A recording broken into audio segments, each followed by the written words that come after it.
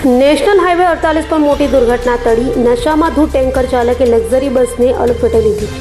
30 મુસાફરોનો આબાદ બચાવ.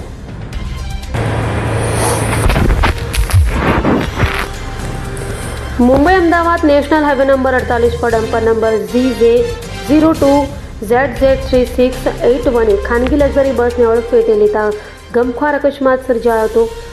આરક સિસોદરા પાટિયા પાસે એક દૂધના ટેન્કર ચાલકે નશાની હાલતમાં ગફલતભરી રીતે વાહન હંકારી એક લક્ઝરી બસને જોરદાર ટક્કર મારી હતી. સદનસીબે અકસ્માતમાં બસમાં સવાર 30થી વધુ મુસાફરોનો આબાદ બચાવ થયો છે. મળતી માહિતી મુજબ લક્ઝરી બસ મુંબઈથી અમદાવાદ તરફ જઈ રહી હતી ત્યારે આરક સિસોદરા પાટિયા પાસે પાછળથી આવી રહેલા દૂધના ટેન્કરે ગફલતભરી રીતે હંકારી લાવતા લક્ઝરી બસને અડફેટે લઈ તેમ સામેનો હાઈવે ઓળંગી હાઈવેની ડ્રેનેજમાં ઉતરી ગયું હતું.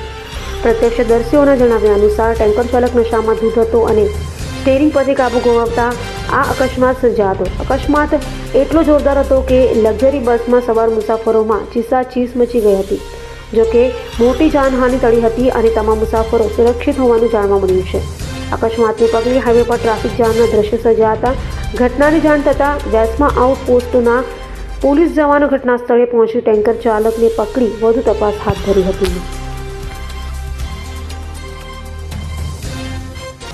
અભય થઈને નિષ્પક્ષતાથી નિરપેક્ષ રીતે વાસ્તવિકતાનો અરીસો રૂપી સચોટ માહિતી લાવતો સત્યની સાથે અભય ટાઈમ્સ.